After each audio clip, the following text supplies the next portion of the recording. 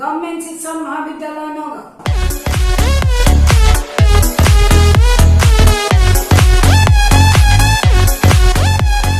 মই মোৰ প্ৰিভিয়াছ ক্লাছত আলোচনা কৰিছিলোঁ যে এটা কনসেপ্ট বুলি ক'লে আমি সাধাৰণতে কি বুজি পাওঁ আৰু সেই কনসেপ্টবিলাক আমি যেতিয়া ছাত্ৰ ছাত্ৰীৰ মাজলৈ লৈ যাওঁ আমি কেনে ধৰণৰ কনসেপ্ট পাওঁ, অৰ্থাৎ আমি কিমান ধৰণৰ কনসেপ্ট পাওঁ বা কনসেপ্ট বুলি ক'লে কি বুজো, এই ধৰণৰ কথাবিলাক আমি আমাৰ প্ৰিভিয়াছ ক্লাছত আলোচনা কৰিলোঁ। আৰু মই আশা ৰাখিছোঁ আপোনালোকে চাগে এই কথাখিনি বুজি পাইছে, অৱশ্যে আপোনালোকৰ সঁহাৰি পাইছোঁ যথেষ্ট। এই সুযোগতে আপোনালোকক ধন্যবাদ জ্ঞাপন কৰিম। আজি আমি আলোচনা কৰিম এই বিভিন্ন ধৰণৰ কনসেপ্টবিলাক কেনেধৰণে ফৰ্মেশ্যন হয় আৰু কেনেধৰণে এছিমিলেট হয়, অৰ্থাৎ কনসেপ্টবিলাক ছাত্ৰ ছাত্ৰীৰ মাজত কেনেদৰে গঠন আৰু কেনেদৰে মিলন কৰাব লাগে, এই কথাখিনিকে আজি আমি আলোচনা কৰিম।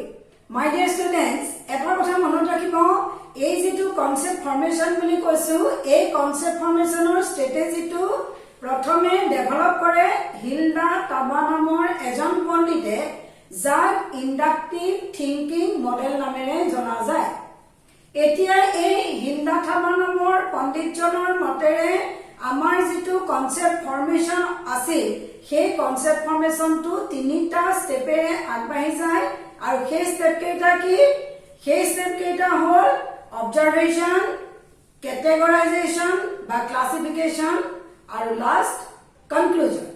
এতিয়া এই তিনিটা ষ্টেপেৰে এটা কনসেপ্টনো কেনেকে ছাত্ৰ ছাত্ৰীৰ মাজত ফৰ্মেশ্যন কৰা যায়, মই তাৰ কাৰণে আপোনালোকক এটা উদাহৰণৰ জৰিয়তে বুজাই দিব খুজিছোঁ।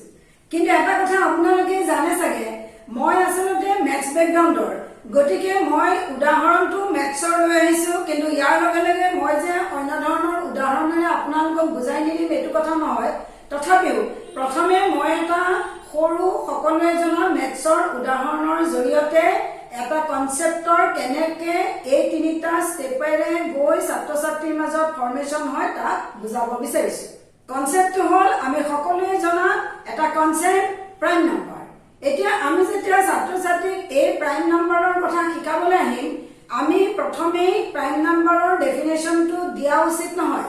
আমি কি কৰিব লাগে যে আমি ফাৰ্ষ্ট ষ্টেপ আমাৰ কি আছিলে? অবজাৰভেশ্যন। এই অবজাৰভেশ্যনত কি কৰা যায় যে এনুমাৰেটিং বা এনলিষ্টড ডাটা ইয়াত সোমাই থাকে। অৰ্থাৎ আমি কি কৰিম যে আমি যেনিবা 0ৰ পৰা 50 অৰ্থাৎ 0ৰ পৰা 50 লৈকে আমি সংখ্যাবিলাকৰ কথা জানো। আমি ছাত্ৰ ছাত্ৰীক মাত্ৰ সুধিম যে প্ৰত্যেককে যে তোমালোকে এটা 0ৰ পৰা 50ৰ ভিতৰত এটা সংখ্যা কোৱা।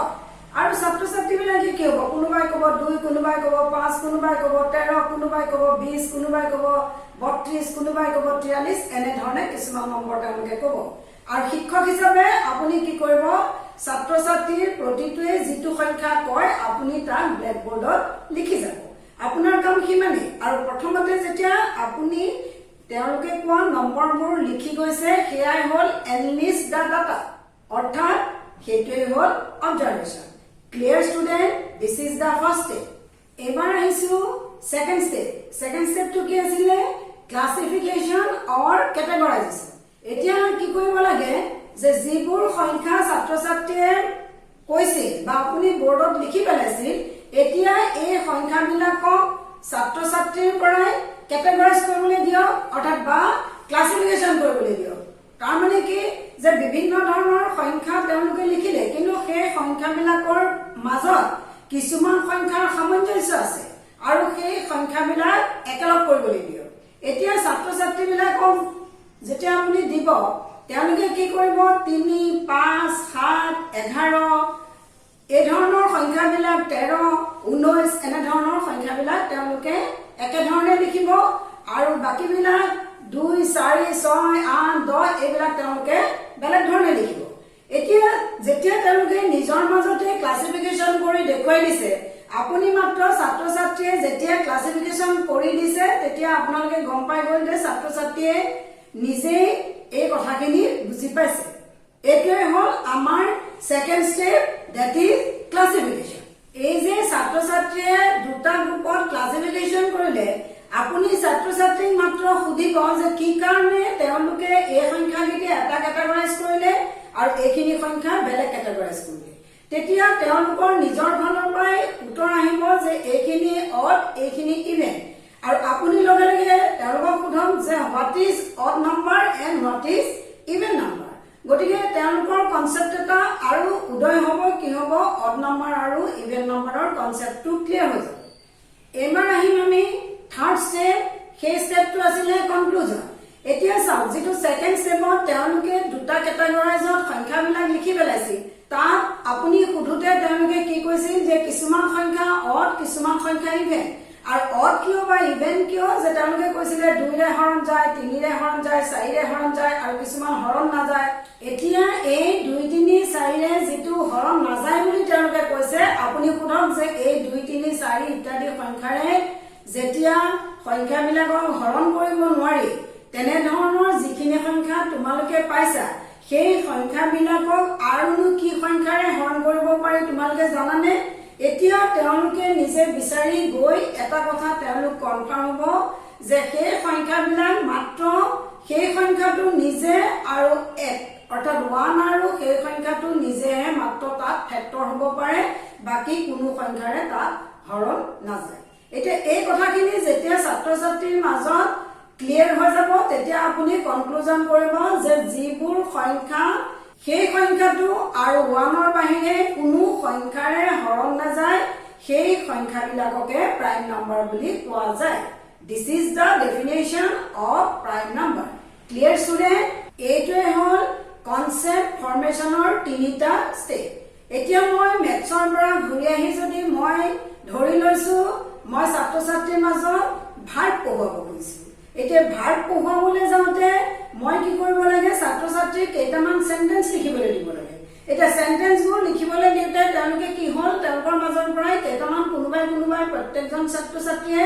বেলেগ ধৰণেৰে কেইটামান সেন্টেন্স ক'ব আৰু সেই সেন্টেন্সবিলাক কওঁতে আপুনি লিখি যাব বৰ্ডত তেওঁলোকে কোনোবাই ক'লে Ram is a good boy কোনোবাই কৈছে হি গোজ টু স্কুল কোনোবাই কৈছে we are eating কোনোবাই কৈছে he was going to Calcutta এনে ধৰণৰ যিবিলাক কথা কৈ আছে তাৰ পৰা আপুনি ছাত্ৰ ছাত্ৰীবিলাকক কি কৰিব লাগে তাৰ পৰা ছাত্ৰ ছাত্ৰীক সেন্টেন্সবোৰ আকৌ ভাগ কৰিবলৈ দিব ইজ লগাখিনি একে ঠাইত কৰিব was লগাখিনি একে ঠাইত কৰিব are দিয়াবোৰ একে ঠাইত কৰিব সেই ধৰণে আপোনাৰ সেকেন্ড ষ্টেপ আহিব আৰু কনক্লুজন ষ্টেপত আপুনি তেওঁলোকৰ লগত আলোচনা কৰিব যে ইজ হলে কি হয় আৰ হলে কি হয় ওয়াজ হলে কি হয় এনে ধৰণৰ কথাবিলাক আপুনি কনক্লুজন কৰাৰ লগে লগে ভাৰ্বৰ যেটো ডেফিনেশন সেই ডেফিনেশনটো ছাত্ৰ ছাত্ৰীৰ মাজত ক্লিয়াৰ হৈ যাব এইটোৱে হ'ল কনসেপ্ট ফৰ্মেশন কৰাৰ মেইন কথা এবাৰ আহিছো কনসেপ্ট